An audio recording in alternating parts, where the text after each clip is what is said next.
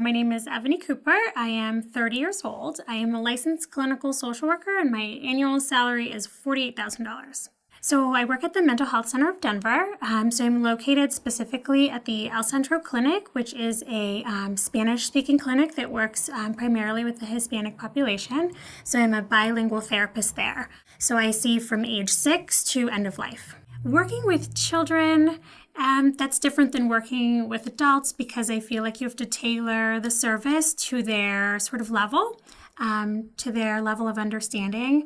So you might incorporate games and a therapeutic intervention, while with adults, you can be pretty straightforward and present the tools and techniques in a different way. My main responsibilities, other than doing therapy, are things like paperwork.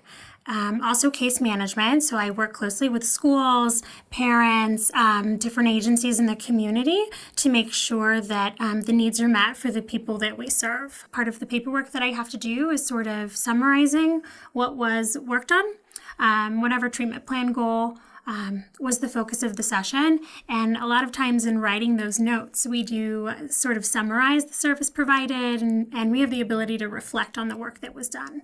So we can tell at that time, maybe I should have done a little more investigative work around this or explored more around that. So I make $48,000 a year, and nobody really goes into this for the money. So it really is a passion of mine to do this work. When I started, I actually wasn't making that. I think I was making around $34,000, but that was in a different state. So I've been told that Denver actually it's one of the more educated cities in the United States. And so I've heard that they pay pretty competitively here. And so making $48,000, I do have a language differential that's been added to my salary for being able to speak Spanish and provide services in Spanish. My position specifically is a union-based position, so we do have a labor union that works on our behalf to make sure that we keep the pay competitive, and that means raises. So they do negotiate every year to discuss what sort of raise is going to be appropriate.